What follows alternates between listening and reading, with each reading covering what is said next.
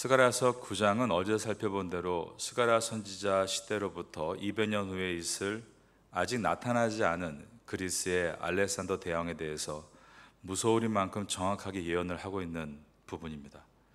스가랴서는 알렉산더 대왕의 탄생을 예언하고 나서 곧바로 이 땅에 오시는 독생자 예수 그리스도에 대한 탄생을 예언합니다. 오늘 본문의 첫 절인 스가랴서 9장 9절입니다. 시온에 따라 크게 기뻐할지어다. 예루살렘에 따라 즐거이 부를지어다.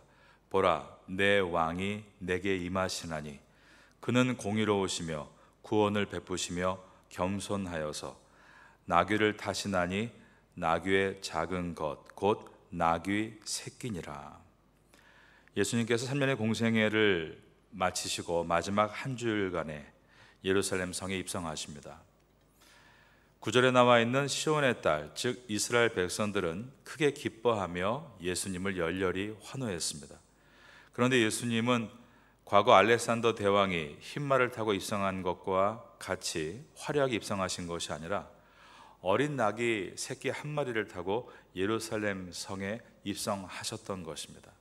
이 내용이 마태복음 21장 1절에 들어있는데, 그들이 예루살렘에 가까이 가서 감람산 벳박에 이르렀을 때 예수께서 두 제자를 보내시며 라고 되어 있습니다.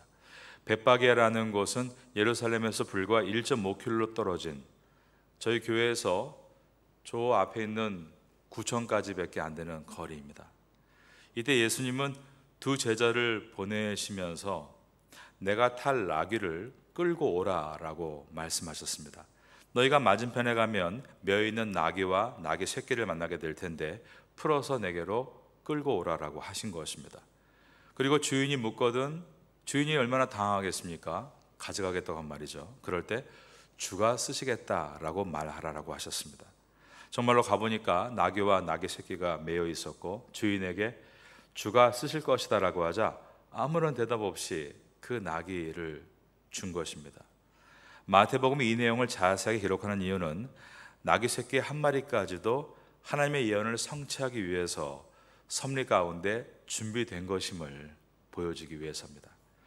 500년 전에 기록된 이 스가랴서의 예언을 그대로 이루시기 위해 하나님은 어린 나귀 새끼 한 마리까지도 준비해 놓으셨던 것입니다. 스가랴서 9장 9절을 다시 봅니다. 시온에 따라 크게 기뻐할지어다. 예루살렘에 따라 즐거이 부를지어다. 보라, 내 왕이 내게 임하시나니 그는 공의로우시며 구원을 베푸시며 겸손하여서 나귀를 타시나니 나귀의 작은 것 곧 나귀 새끼니라.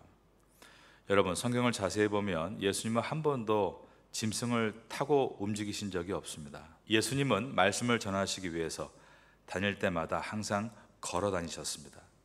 공생애 3년 동안 순례의 전도자로의 사명을 감당하신 것입니다. 그런데 벳바게에서부터 예루살렘까지 불과 1.5km 떨어진 곳에서부터 예수님은 유독 제자 둘을 보내기까지 하시며 어린 나귀 새끼를 데려오라라고 하셨고 그것을 타고 입성하셨습니다.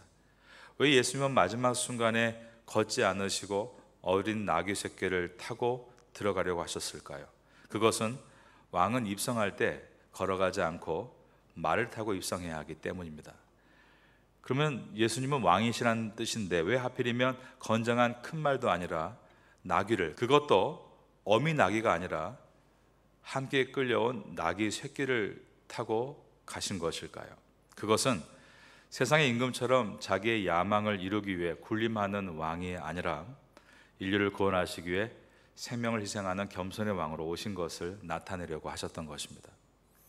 만왕의 왕이시기에 말을 타고 입성하시지만 자신의 야망을 위해서 입성하는 왕이 아니라 인류를 위해 희생하려는 왕이시기에 나귀 새끼를 탄 겸손의 왕으로 입성하신 것입니다.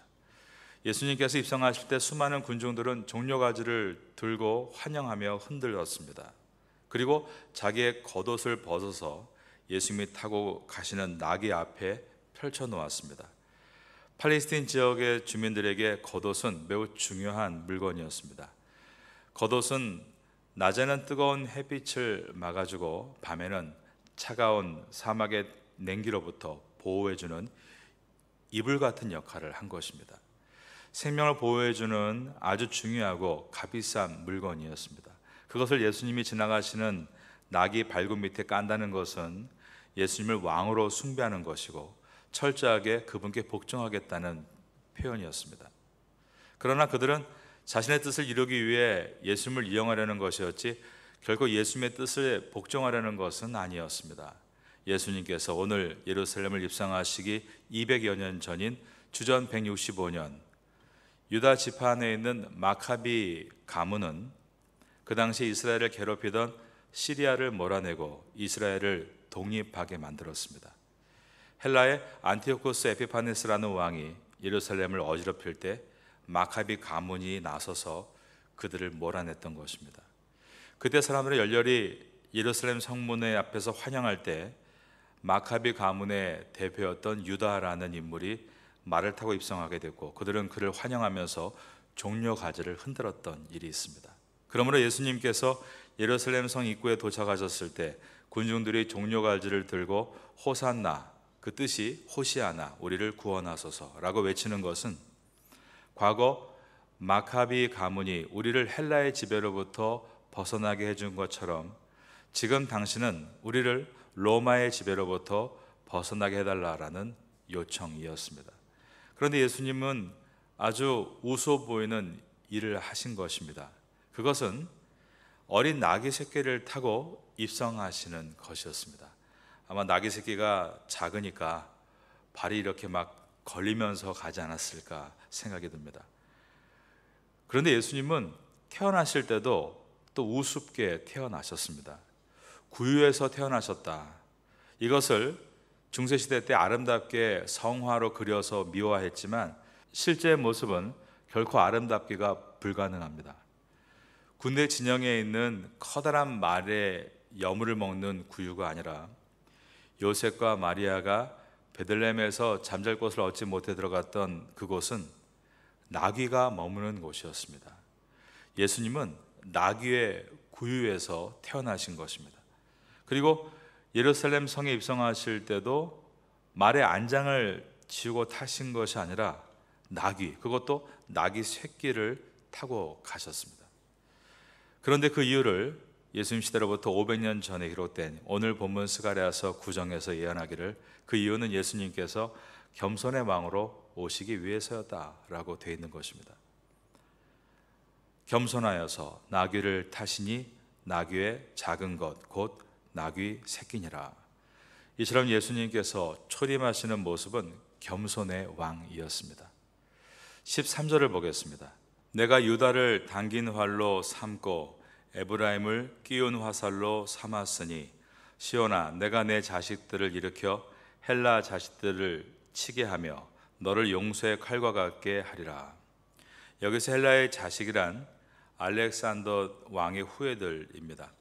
알렉산더가 이름 모를 병으로 갑자기 죽게 됩니다. 그때 부하들이, 영화에도 한 장면인데요, 이 나라를 누구에게 맡기시겠습니까? 라고 막 깨웁니다.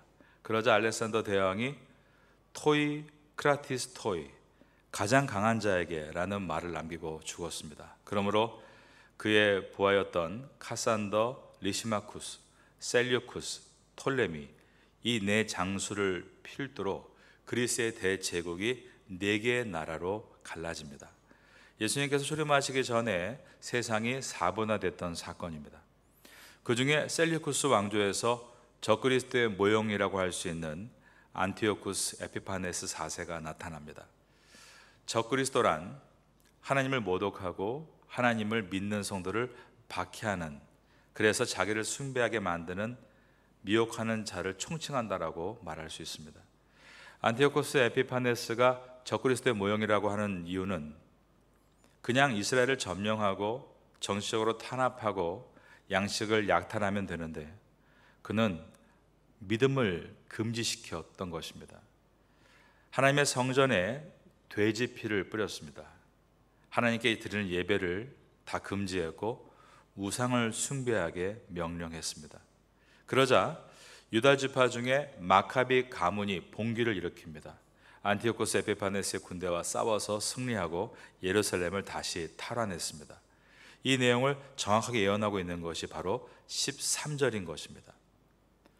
내가 유다를 당긴 활로 삼고 에브라임을 끼운 화살로 삼았으니 시온아, 그 다음에 보니까 내가 내 자식들을 일으켜, 여기서 유다 마카비 가문을 말합니다. 헬라 자식들을 치게 하며 너를 용사의 칼과 같게 하리라. 마카비가 예루살렘 성을 입성할 때 아까 말씀드린 대로 마치 왕처럼 말을 타고 입성했고, 이스라엘 사람들은 유다의 마카비 가문이 옛날 유다의 다윗 왕조와 같이 왕족이 되기를 청했습니다. 그래서 마카비 가문이 이스라엘의 새로운 왕족이 되는데 바로 하스몬 왕족입니다. 그러나 하스몬 왕조가 오래 가지는 못합니다. 그리스를 이어 나타난 거대 국가 로마의 개입으로 로마의 힘을 얻고 헤롯 왕가가 나타났기 때문입니다. 헤롯 왕가는 이스라엘 12지파가 아닌 이두메 사람들, 즉 이방인들이었습니다. 주전 165년 마카비가 안티오코스 에피파네스 군대를 몰아내고 예루살렘에 입성할 때 그를 열렬히 환영하면서 흔들었던 것이 종려나무 가지였다라고 말씀드렸습니다. 그러므로 예수님께서 예루살렘 성에 입성하실 때 이스라엘 백성들이 열렬히 환영하면서 종려가지를 흔드는 이유는 과거 마카비가 이스라엘을 독립국가로 만들어 주었던 것처럼 예수님도 그런 일을 해달라는 표현이었던 것입니다.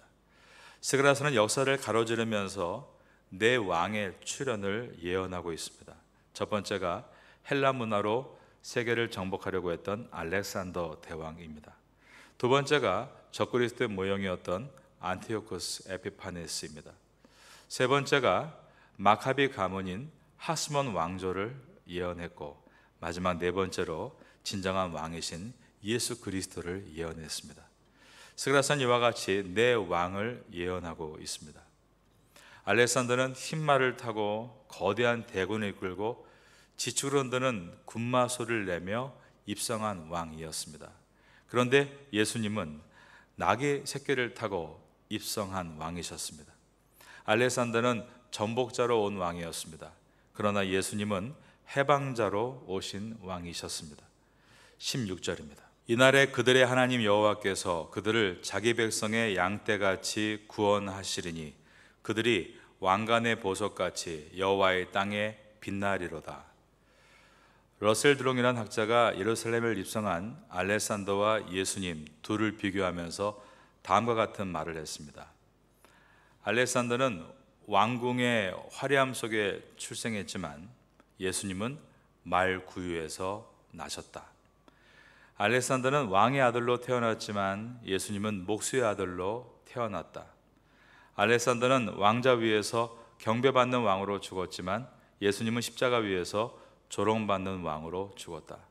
그러나 예수님이 진정한 왕이신 이유는 알렉산더는 자신의 야망을 이루기 위해 수십만의 피를 흘렸지만 예수 그리스도는 온 인류의 생명을 구하기 위해 자신의 피를 모두 땅에 쏟으셨기 때문이다. 알렉산더 왕은 칼로 모든 사람을 노예로 만들려 했지만 진정한 왕이신 예수 그리스도는 사랑으로 모든 사람을 자유자로 만드셨기 때문이다. 예수님은 온 인류를 향해 자신은 군림하기 위해서 온 왕이 아닌 희생하기 위해 입성하시는 왕, 바로 사랑의 왕이심을 보여주기 위해서 스가랴서 오늘 본문에 예언된 말씀대로 어린 나귀를 타시고 예루살렘 성에 입성하신 것입니다. 그리고 그 입성하신 날 다음 5일 후에 예수님은 십자가에서 못 박히심으로 그분의 뜻을 이루셨습니다. 이 사건을 스가랴서가 무려 500여 년 전에 무서우리만큼 정확하게 예언을 하고 있는 것입니다. 알렉산더 대왕은 주전 336년에 태어나서 주전 323년에 죽었다라고 역사가 기록합니다. 정확하게 33살에 죽은 것입니다. 예수님도 33살에 공생애를 마치시고 운명하셨습니다. 인간의 수명은 모두 다 하나님의 뜻이기에 하나님께서 알렉산더를 예수님의 나이와 똑같이 33살에 거두어하셨다라고 볼 수 있습니다. 그러면 하나님께서는 이것을 통해 무엇을 역사에서 보여주시기를 원하셨는가? 그것은 세상의 왕과 만왕의 왕이신 예수님을 그 차이를 극명하게 대조시키기 위해서였습니다. 알렉산더는 정복자라고 불리웠지만 결국 자기 자신도 죽음에 정복당하고 말았습니다. 그러나 진정한 해방자, 구원자이신 예수님은 자신을 십자가 위에서 희생하시고 부활하심으로 온 인류를 죄와 사망에서 해방하셨습니다. 구약 성경에 예수님에 대한 예언이 약 2,000가지가 나와 있습니다. 어느 수학자가 이런 자료를 냈던 일이 있습니다. 만일 예수님에 대한 구약의 예언 2,000개 중에 구약의 2000년의 역사 동안, 즉 아브라함부터 예수님 때까지 단 8개만 이루어지려고 해도 10의 17승의 확률이다. 그렇지 않겠습니까? 사람이 누구를 낳아야 되고 어떤 사건이 일어나야 되고 그 모든 것을 조합하면 8개만 일어나려고 해도 10의 17승의 확률이다. 이것은 미국 텍사스주 전체를 60cm 높이로 동전을 덮는 개수이다 라고 얘기했습니다. 구약을 자세히 읽어보면 무소리만큼 정확한 예언이 창세기부터 하나하나 등장하는데 모두가 예수 그리스도께서 오실 것이다 라는 예언입니다. 그래서 현재 이스라엘에서 랍비들은 유대인들에게 예언서 가운데 오늘 본문과 같은 스가랴서 9장을 읽지 못하게 합니다. 특별히 이사야서 53장은 유대인들에게 금기서입니다. 왜냐하면 53장 전체는 예수님에 대한 예언이 무소리만큼 정확하게 성취가 되어 있기 때문입니다. 이런 예언서를 읽지 못하게 하고 오직 토라인, 모세 오경만 외우는 데 집중하게 만듭니다. 하나님의 말씀은 창세기부터 요한계시록까지 한 절도 빠지지 않고 읽어야 합니다.